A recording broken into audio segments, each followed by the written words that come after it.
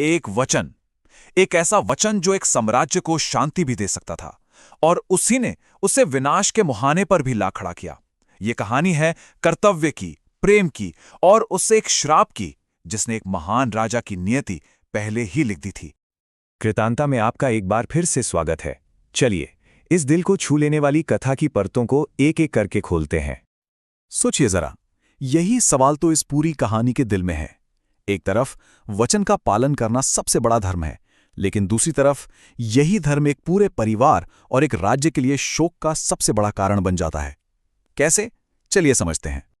तो कहानी शुरू होती है अयोध्या के ऐश्वर्य से बहुत दूर, जहां राम, सीता और लक्ष्मण ने प्रकृति की गोद में अपना एक नया संसार बसा लिया था।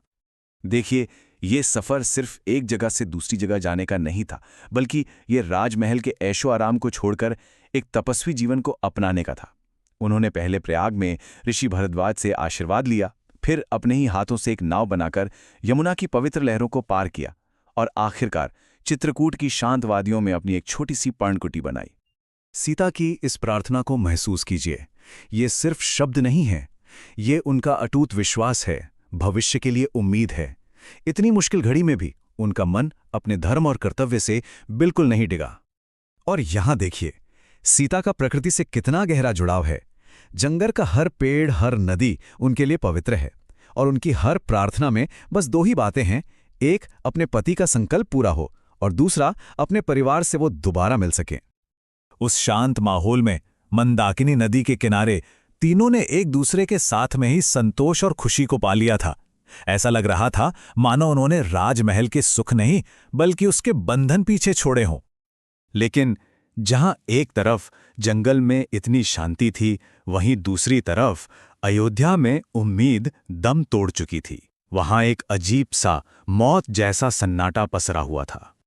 अब कहानी वापस अयोध्या लौटती है, उस पल में जब सारथी सुमंत्र का रथ वापस आया।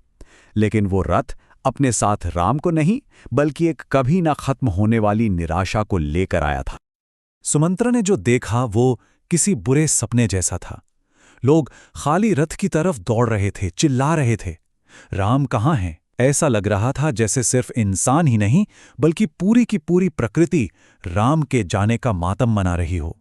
पेड़ पौधे मुरझा गए थे, जानवर चुप थे, और नदियों का पानी तक काला पड़ गया था।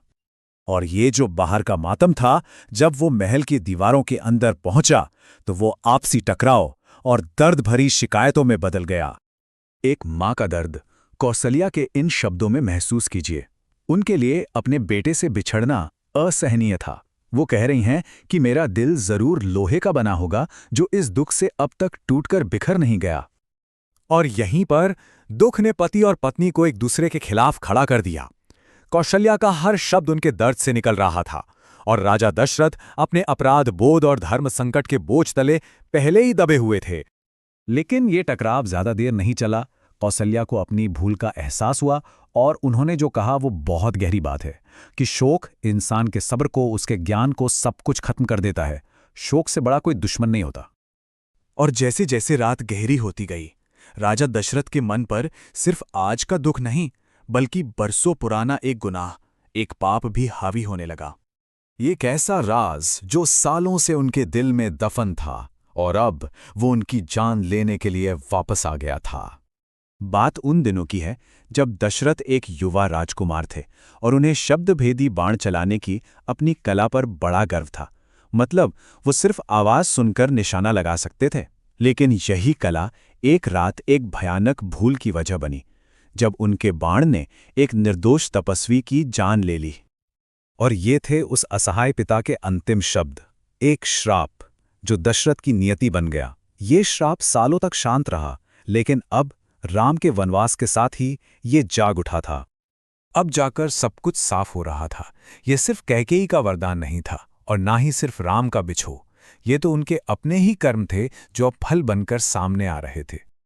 उस श्राप और पुत्र वियोग के असहनीय बोझ तले राजा का शरीर और मन दोनों ने जवाब देना शुरू कर दिया। उनकी आंखों की रोशनी जाने लगी, उनकी याददाश्त धुंधलाने लगे। अपनी आखिरी सांसों में वो सिर्फ उसी बेटे को पुकार रहे थे जिसका बिछोह उनकी जान ले रहा था। हाँ राम, मेरे पुत्र। ये एक पिता की सबसे दर्दनाक पुकार थी।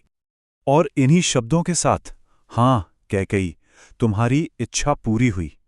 असहनीय दुख के बीच महाराजा दशरथ ने अपने प्राण त्याग दिए। एक महान राजा का अंत हो गया। तो यहां एक सवाल उठता है कि राजा दशरथ की मृत्यु का कारण क्या था? क्या वो अपने वचन से बंधे थे, या अपने कर्म के फल से, या फिर ये सिर्फ एक पिता का अपने बेटे के लिए प्यार था जो वो सह नहीं पाए? इस पर विचार जरूर कीजिएगा। आज की ये कहानी यहीं समाप्त होती है। अगर राजा दशरथ की इस गाथा ने आपके दिल को छुआ है तो इसे लाइक और शेयर जरूर करें।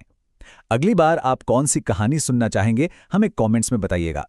और इस महाकाव्य के अगले अध्याय के लिए सब्सक्राइब करना बिल्कुल ना भूलें।